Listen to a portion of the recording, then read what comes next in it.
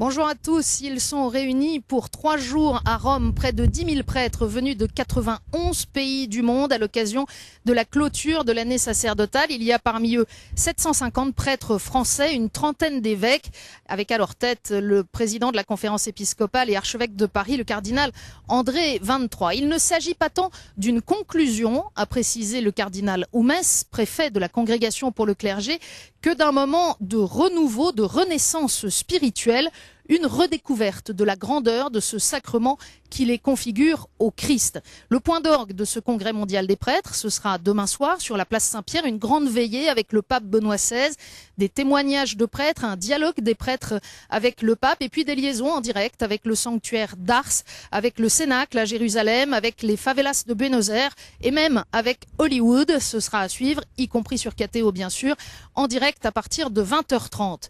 Et puis vendredi matin à 10h, Benoît XVI célébrera la messe solennelle de clôture de cette année sacerdotale, au cours de laquelle il proclamera, comme il l'avait annoncé il y a un an, Saint Jean-Marie Vianney, curé d'Ars, patron de tous les prêtres du monde.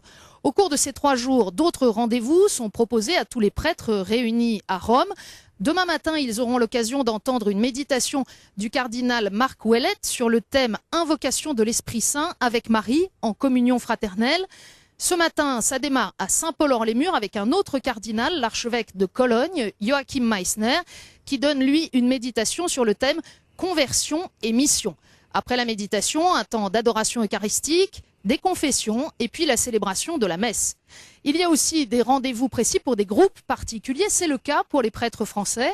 Ils se retrouvent cet après-midi à 14h30 pour une marche sur la Via Appia avant d'aller célébrer ensemble l'office des vêpres à Saint-Jean-de-Latran. Voilà quelques indications sur le démarrage de ce congrès mondial des prêtres en la clôture de cette année sacerdotale voulue par le pape Benoît XVI pour promouvoir un engagement de renouveau intérieur de tous les prêtres, mais aussi pour souligner l'immense don que sont les prêtres, non seulement pour l'Église, mais pour toute l'humanité.